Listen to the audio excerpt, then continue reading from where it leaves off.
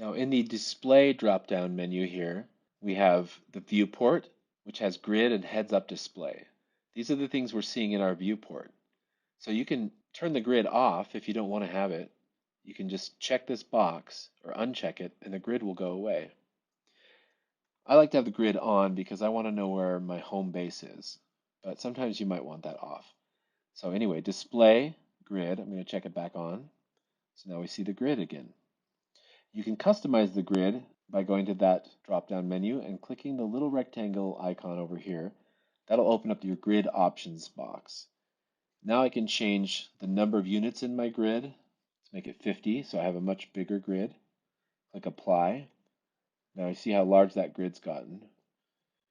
And I can choose to have grid lines every number of units. We also have subdivisions every 5 units, but those aren't really showing up. Maybe I need to change the color, and this is how I can do this. Anyway, you can really customize your grid to make things easier to see. Now I've created a different color of line here at the grid lines and numbers. I can see the subdivisions in each segment of the grid. So this is now set up to where if I adjust this to 10 subdivisions and grid lines every 10 units, hit apply, now I can see subdivisions that show each centimeter in sets of 10. So that really allows you a lot of freedom to customize your user interface. You can hit apply and close or just close if you don't want to apply the changes. If I don't like the background color I've got here, I can choose Option B or Alt B, and that will cycle through different color options for the background. So there might be one that you like better. Usually for me, it's about visibility. So what really helps my objects stand out from the background? I might choose a lighter gray or this sort of gradient blue or something darker. Just really whatever works for you. Remember, Maya's user interface is highly customizable.